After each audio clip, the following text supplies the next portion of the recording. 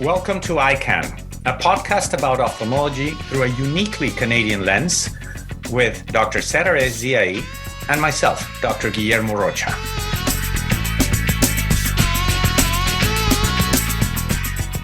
The EyeCan podcast has been made possible by support from MD Financial Management and Scotiabank, proud financial partners of the Canadian Ophthalmological Society and Canada's ophthalmologists. We'll share our experiences as ophthalmologists today and tackle some of the challenges we face as healthcare providers. Are you ready, Sarah? Let's do it, Guillermo. Let's do it, Sarah.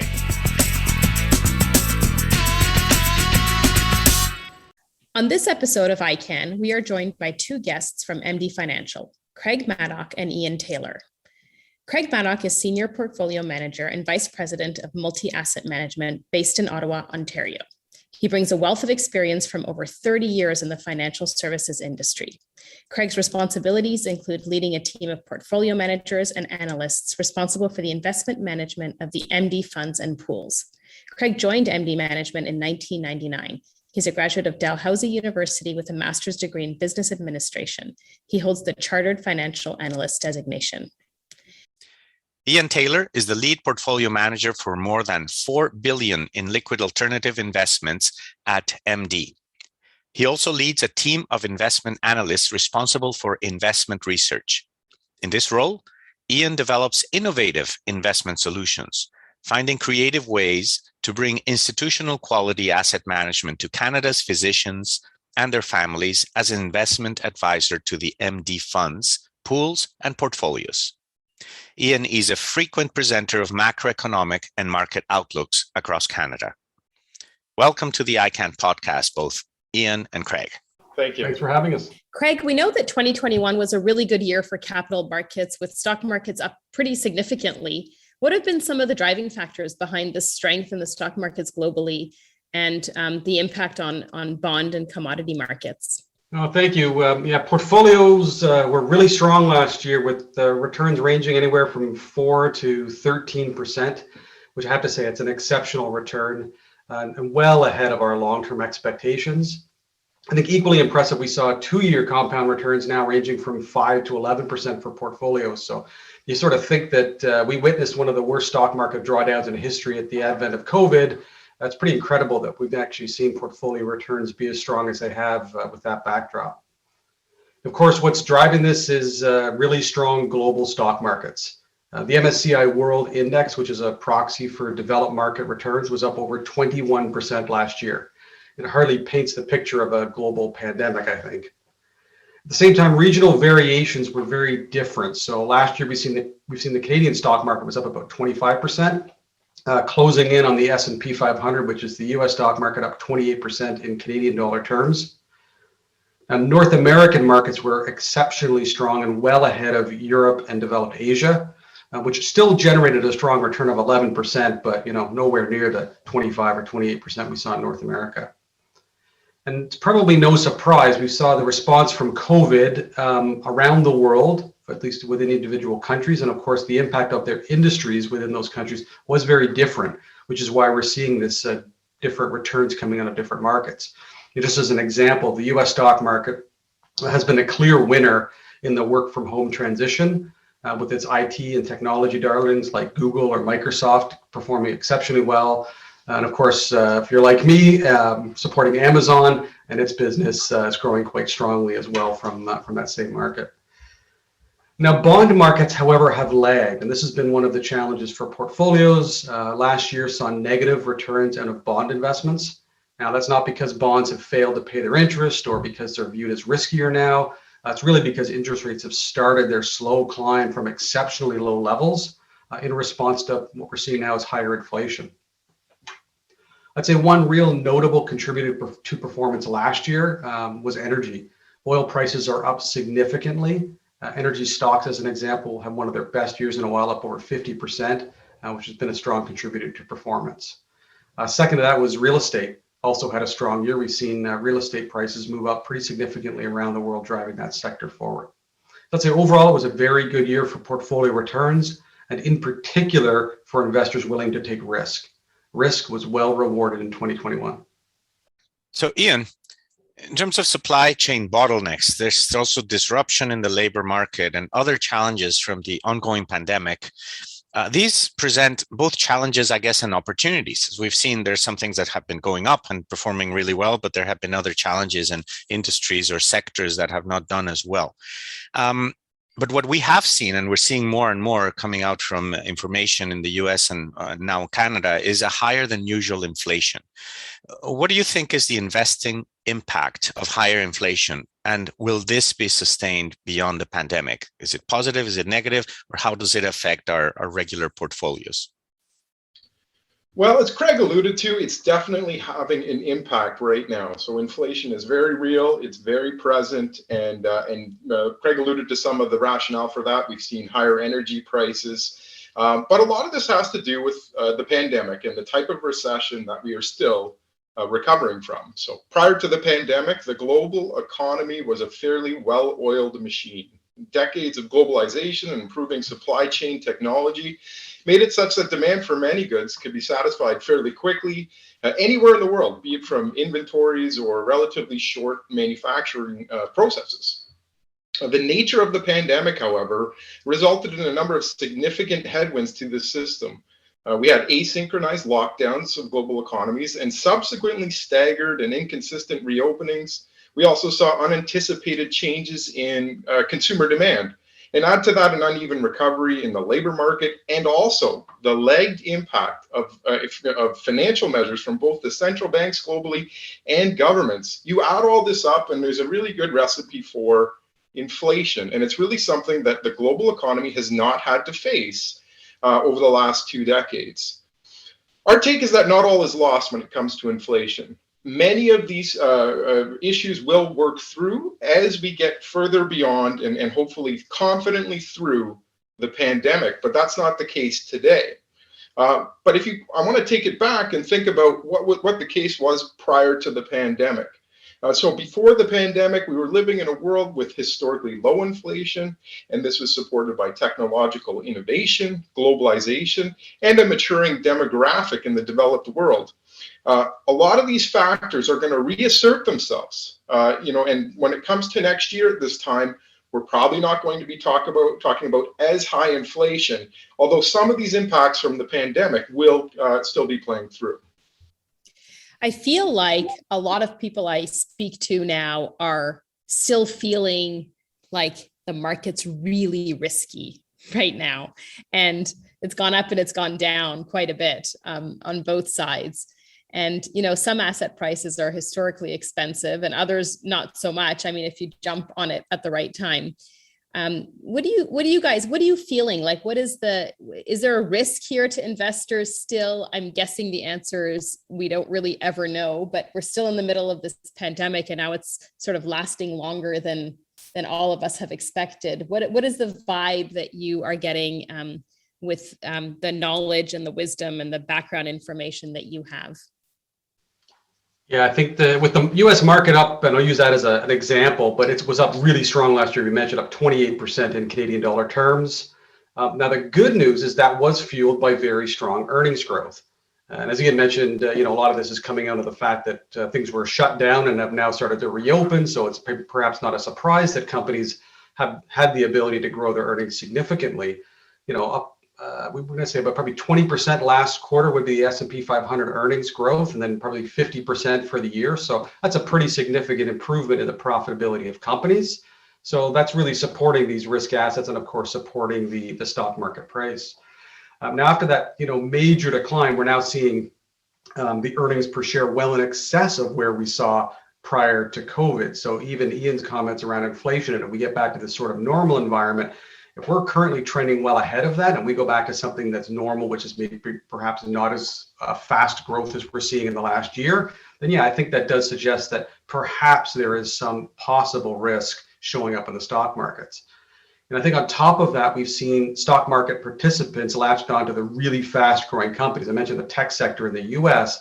That's propelled the growth index, or the Russell 1000 growth, as a proxy for these higher or faster growing companies, to a very high price relative to its current earnings. It's currently trading at, for instance, 36 times earnings.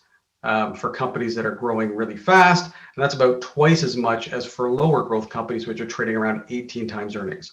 Both expense are relative to historic averages, but clearly growth companies are the darlings right now, and people have been willing to spend a lot of money to own a growth company. I'd say the best example of this would be in, say, the auto manufacturers. I think everybody's well aware of Tesla coming on strong as an electric car company. Their valuation is over $1 trillion. So this is a very, very large company, one of the largest in the world now from a market capitalization standpoint. Just to put this into perspective, if they were to sell 1 million cars a year, they're not quite there yet, but they're certainly on the path and heading in that direction. But someday they'll make 1 million cars a year. That would equate to $1 million in market capitalization per car sold every year. That's a lot of money on the sale of one car. You compare that to Ford as an example, well-established long-term car company selling about over 5 million cars a year. Their market cap is only on a relative basis $93 billion. So if you do the same math, you get something like a $20,000 market capitalization per car sold. $1 million for a Tesla, $20,000 per Ford. Now, yeah, Teslas are worth more. They're a nicer car, perhaps, in a lot of cases, but is that really justified? So when it comes to stock market valuations, there's really something amiss when a single company can attract so much capital and a willingness for investors to pay over 300 times earnings for this future potential of this car company. Tesla really has to take over the entire car market to kind of earn its way into its $1 trillion valuation. That's just one example, but this kind of winner takes all theme is throughout the markets right now. But so, Craig, when you give that example of Tesla and how kind of unbelievable is the market valuation, if it is not real, is it at a higher risk of completely collapsing and perhaps kind of imploding, or how do you see that? Because there's no substance to that increase in the valuation, correct? Well, it depends on how you model it out. Some people are thinking that, Tesla will continue to grow and they will eventually sell a lot more cars than other car companies, and with higher margins in electric vehicles, they're willing to pay for it. So if it's true that they grow at an excessively strong rate for a number of years, people might be willing to take that risk. But to your point, if you sort of put it on a discounted cash flow or any sort of financial modeling, it's hard to come up with the amount of car sales and profitability and the fact that they will pretty much take out any other car company and will all buy several Teslas as opposed to just one to justify their $1 trillion market cap. So I think on that basis, yeah, you could argue that there is a risk, but this is the dilemma. That risk, or that, call it unrealistic valuation, can stay unrealistic for an extended period of time as long as someone's willing to buy the stock from someone else at that price and keep the whole thing going. Okay, shifting gears a little bit, Ian. I mean, now, if one thing we've learned about the pandemic is that we're all in this at the same time together, So we used to focus on U.S.-China relationship, and we sort of have been monitoring concerns of what impact deterioration in the relations could have between the two countries. So being part of a global economy, how do you think this situation might have impact to our national markets here in Canada, or in general to the markets worldwide? Yeah, and it's interesting because Craig just talked about something that's markets that may be expensive, and certainly something that we've seen in China is markets become less expensive, domestically in China over the last year. And I think the question, and I'll get to it, is it for good reason or is it an opportunity?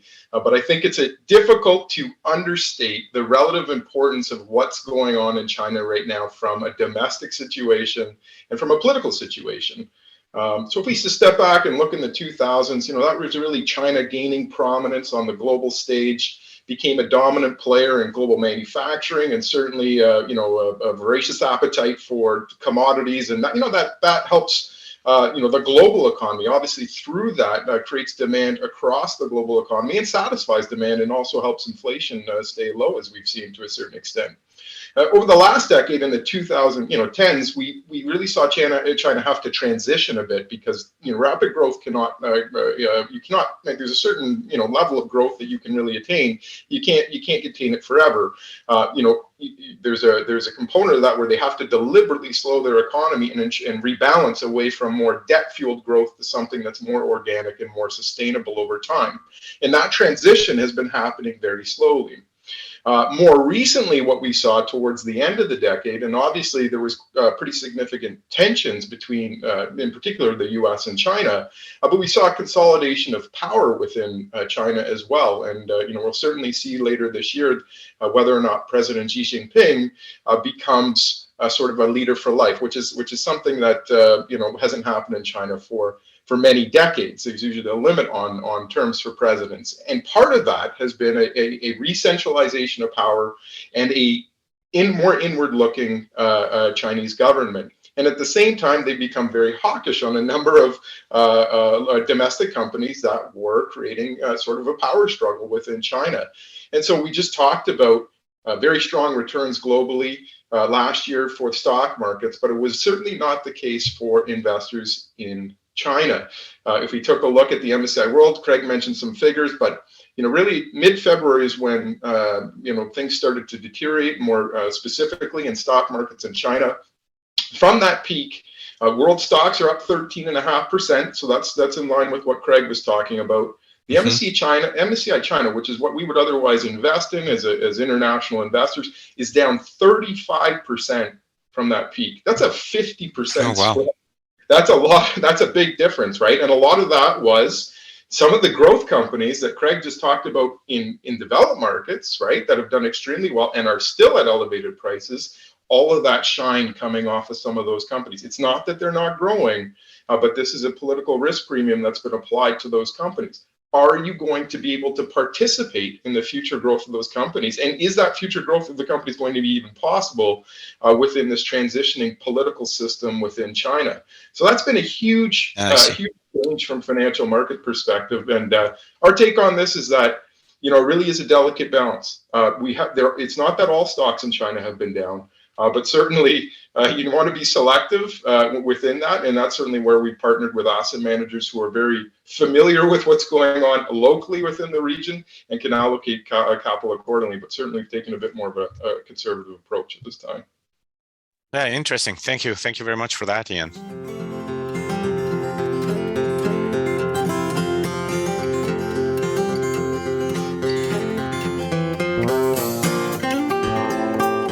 EyeCan wants to know what you think. Please send your comments on today's episode or any suggestions you may have for topics or features to communications@cos-sco.ca, and we'll try to incorporate them into future episodes. Hi, I'm Dr. Ening Struby, and I listen to the EyeCan podcast.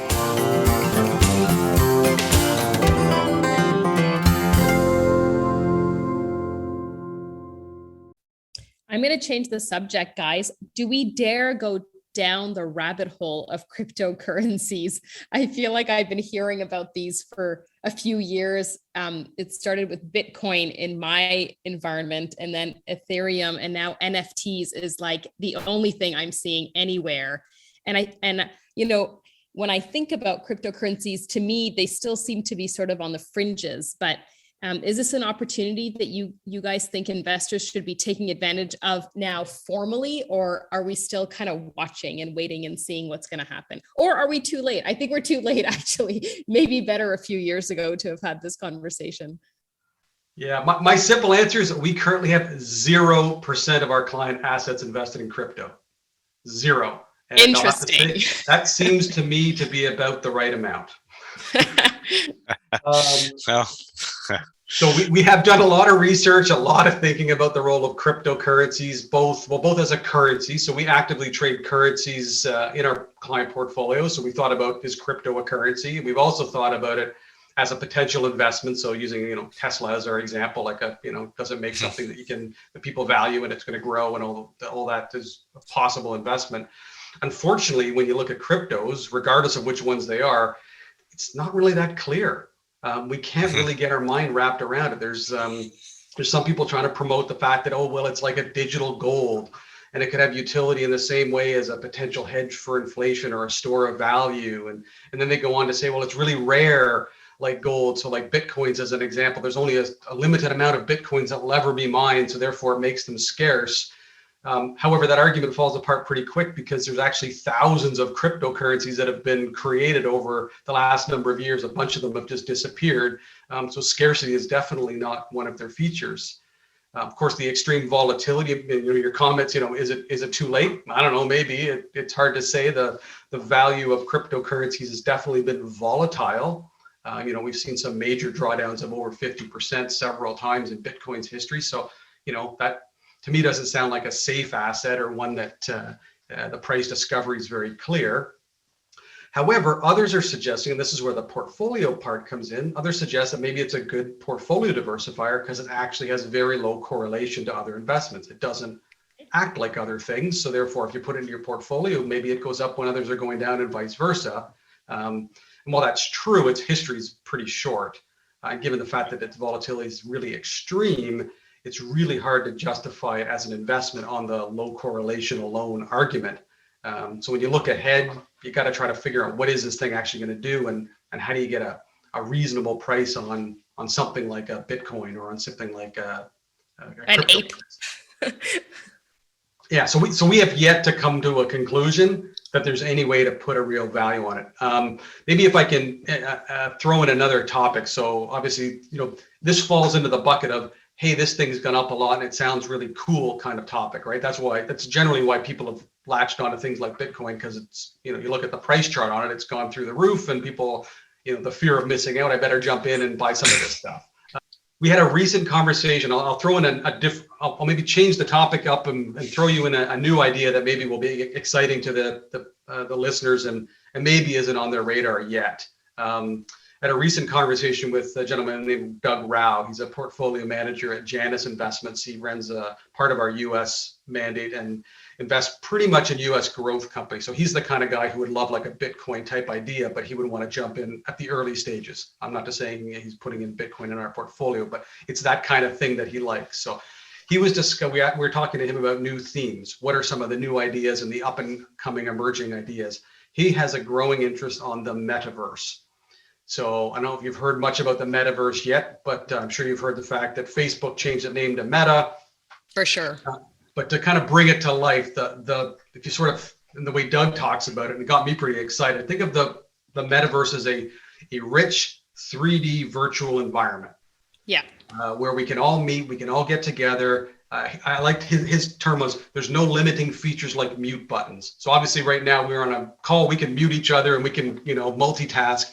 In the real metaverse and his vision of this, it won't be like that at all. It'll be like real life, just lived virtually. So as the internet's kind of evolved, we've had connected PCs. We now have, everybody's got phones and everything's connected. The metaverse in his mind is this next wave of what this technology is going to enable. Mm-hmm. Think about what the kids do with video games. My daughter's online playing with people all around the world now. It's already starting to kind of filter into things, but think of a world in the future where instead of us meeting like in a call or like on a Zoom meeting, instead you're literally meeting virtually in a 3D environment where you're walking around, interacting with people. You come into the room, out of the room. Whatever clothes you're wearing, you actually bought at a virtual store that you were at the day before, and you literally went to this virtual store. You paid virtual money, which probably in the real world will cost you some money to buy this virtual money in this virtual world to put clothes on your virtual avatar, so you look good for the meeting. But it's this very different environment and very, very different world where you go to sports events together with people or attend meetings, and it will be a very different environment than, say, the Zoom, which we've all come to grips with Zoom and our ability to do video conferencing and meetings like virtually. It's just a very different thing. And I think that's exciting because it's not one company that's going to build or own this metaverse. It's actually going to be the interconnectedness of multiple organizations and companies, whether they're tech companies, whether it's software companies, software providers, and then of course the stores or the media environment or the other things that will happen. You can imagine walking around in your virtual metaverse, you're going to get bombarded by ads and different things popping up of things that you might be interested in buying in this virtual world, or maybe you buy them in the virtual world and they show up in your real world the next day. So this to me is a pretty exciting one, and there's a lot of companies at the forefront of this, and its ability to turn into something that actually can grow into who knows what. It's kind of like the internet in the early days, and to think about what it is today. I think that's pretty exciting. Some of these companies could also be expensive, but I think the growth potential in this is very high. And I can see the direct connection between how these companies can actually make money at doing this and get excited about that versus, say, cryptocurrencies.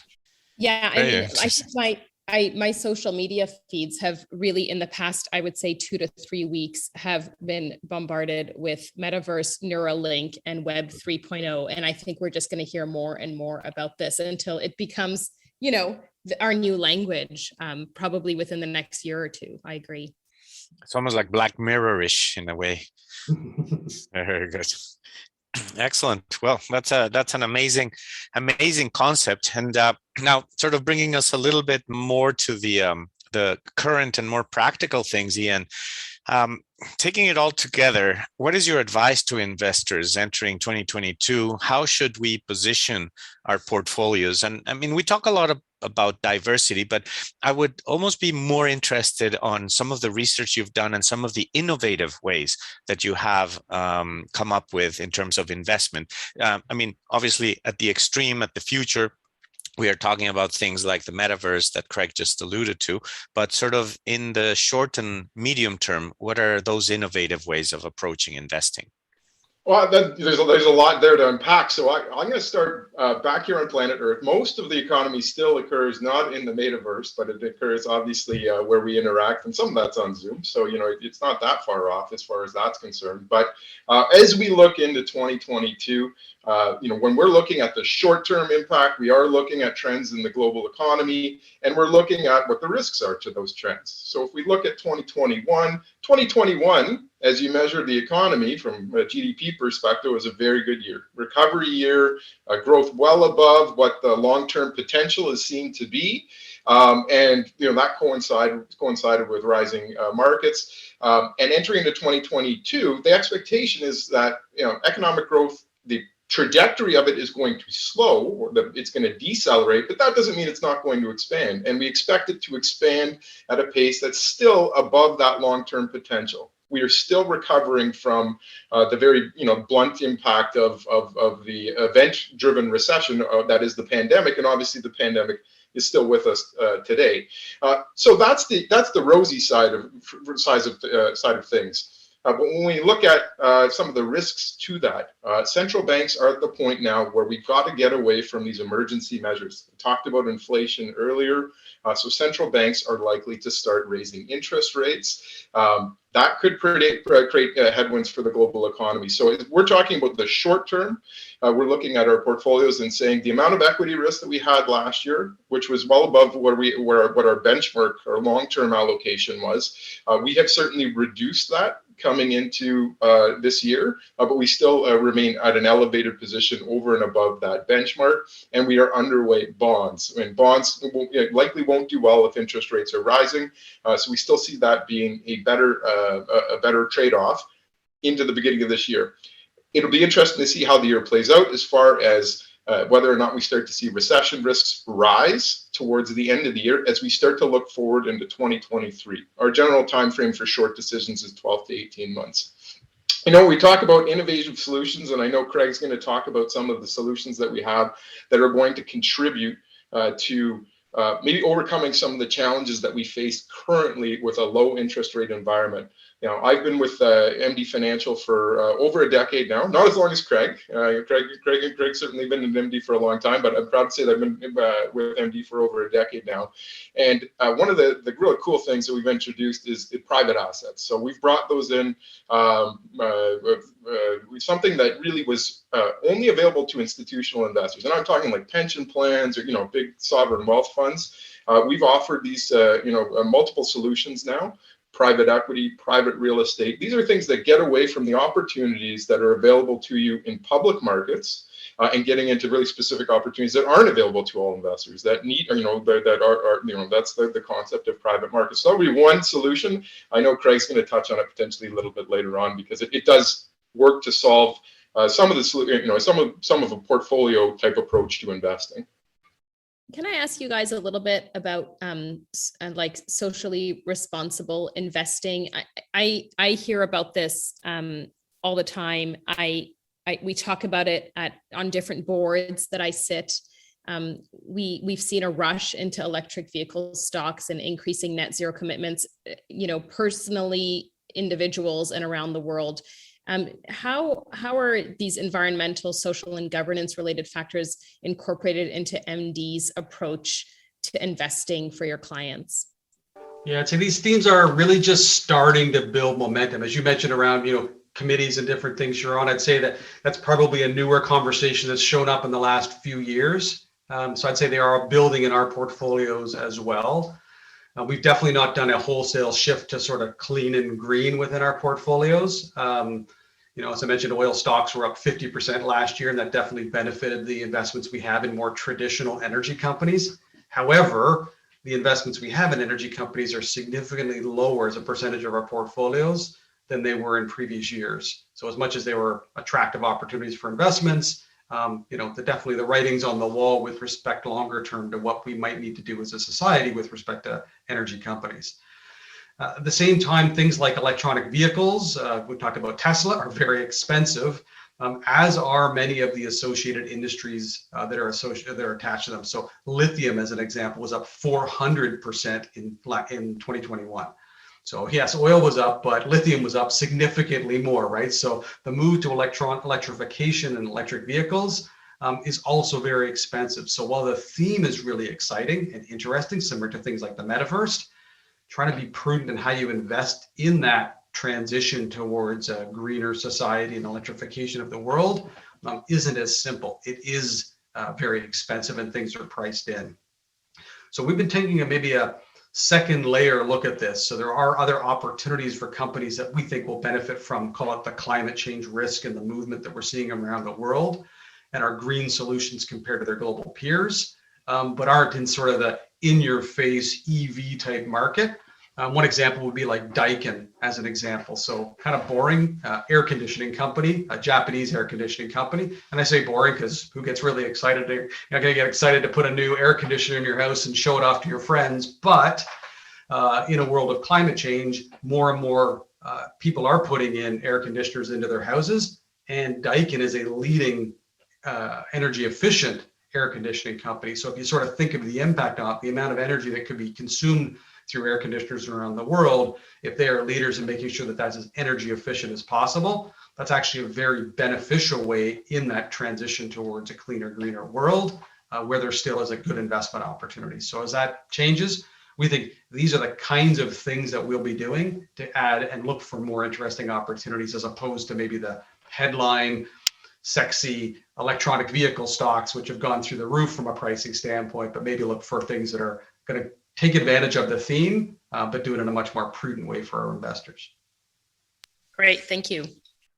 So Craig, when we talk about a financial plan, and obviously we often talk about it for the long term, we hear a lot of things about the younger generations not being able to purchase a home outright, older generations perhaps having difficulty retiring. How do you see this panning out? How is it the reality, or is it just a question of planning? Or what adjustments should people do, for example, in early career, mid-career, and late career to kind of guarantee that they'll be okay when it comes time to retire? Yeah, I think it's based that if you sort of back up to our longer term views. Ian talked about our short-term tactical positioning, but we also look at building portfolios for the long term. We typically think of long term being periods of greater than 10 years, where we then project forward capital market assumptions, what we think stock markets will do, bond rates will do, and then ultimately how a portfolio will act or react in that range of environment. I'd say that the portfolio returns over the last few years, so it's been very strong performance the last couple of years. Unfortunately, that means that our expectations for the next decade are slightly lower because we sort of put a lot of good returns up front, which means maybe the returns in the next decade will be slightly muted. I'd say that's mostly in the bond market. So as I mentioned, that bond returns last year were low. Ian talked about inflation as a risk, and that will put a headwind on bond returns going forward. So our return expectations for bonds, say for the next decade, call it 2%.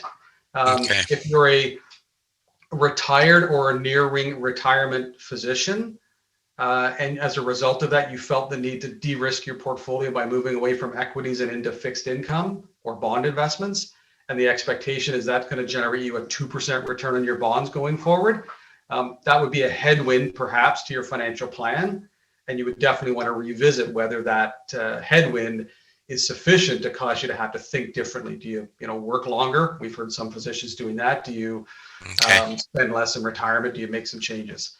I would say that for the younger or middle generations where you have that 10 plus time horizon and your willingness and or ability to invest in equities relative to bonds, our return expectations there are still reasonably high compared to previously. So theoretically not a lot different than our longer term expectations had been historically, in which case I would say for younger physicians, you're probably well intact. So really no risk or no issue.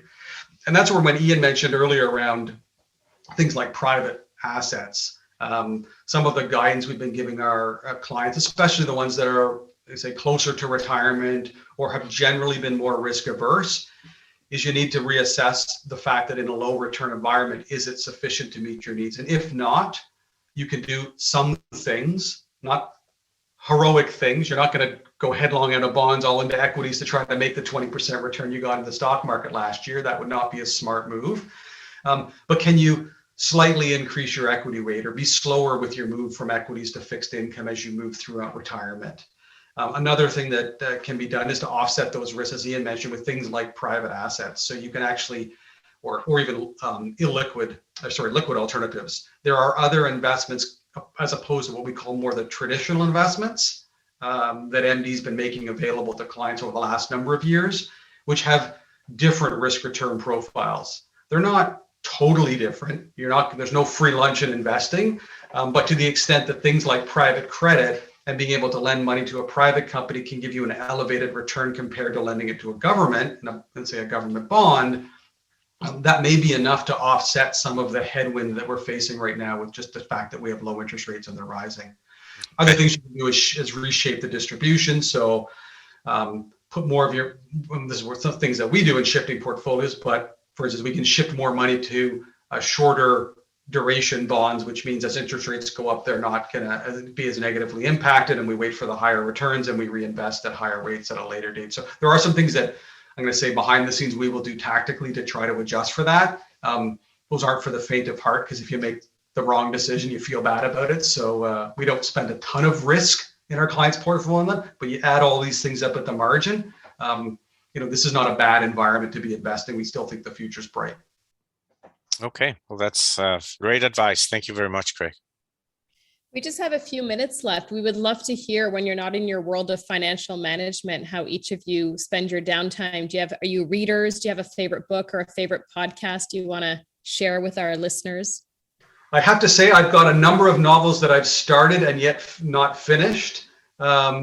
You can just imagine in the work that we do. So the amount of information that we get that's financial related, sadly, even sucks up my personal time. So my personal interest in reading is probably I'm more likely to go grab a new article or listen to an investment related podcast than I am to try to entertain myself by reading a great book. I have definitely got full use of my Netflix membership over the course of the last year. So any good miniseries that comes out on Netflix, I tend to watch those if I do have spare time. I do have 3 kids, so I do spend time with them. And my daughter's is 13, and last year we bought a sailboat. So for us, learning to sail has been our newest passion. Of course, not in the winter, but we're certainly anxious for the lake and the rivers to thaw again so we can get the sailboat going.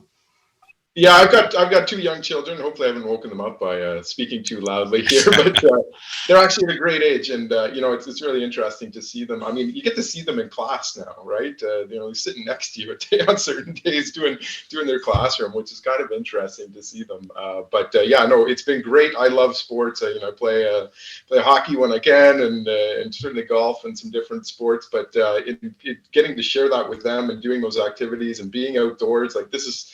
There's never been a greater time to sort of explore the outdoors. We're very, very lucky to be in Ottawa, where it's very close to be able to access and get out.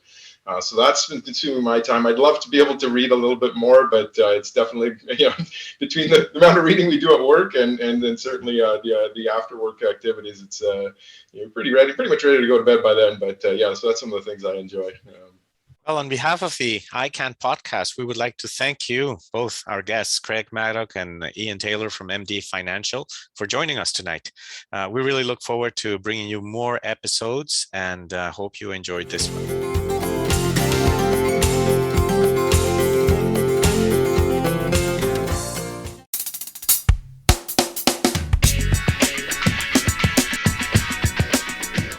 EyeCan wants to know what you think. Please send your comments on today's episode or any suggestions you may have for topics or features to communications@cos-sco.ca, and we'll try to incorporate them into future episodes. The EyeCan podcast has been made possible by support from MD Financial Management and Scotia Bank, proud financial partners of the Canadian Ophthalmological Society and Canada's Ophthalmologists. Thank you to the Canadian Ophthalmological Society. The EyeCan podcast is written and directed by Kim Teitler and produced by John Allaire from Allaire Strategic Works.